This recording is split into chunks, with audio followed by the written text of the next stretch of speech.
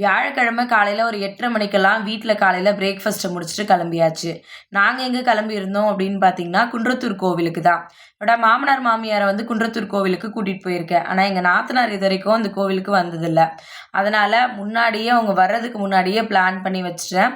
அவங்க இருக்க போகிறது மொத்தம் 5 நாள் தான். இந்த 5 நாளில் அவங்கள எங்கெல்லாம் கூட்டிகிட்டு போகலாம் அப்படின்னு சொல்லிட்டு ஒரு லிஸ்ட்டே போட்டு வச்சுருந்தேன். அதில் ஒன்றா தான் வந்து பார்த்திங்கன்னா பிளான் வந்து பண்ணியிருந்தோம். அதில் அன்றைக்கி வியாழக்கிழமை அன்னைக்கு குன்றத்தூர் கோவில். மதியம் லஞ்ச் எல்லாம் எதுவும் நாங்கள் ரெடி பண்ணல. ஏன்னா அன்றைக்கி ஃபுல் டே வந்து பார்த்திங்கன்னா எங்களுக்கு நிறைய வேலை இருந்துச்சு வெளியில் சுற்றி பார்க்குறதுக்கு.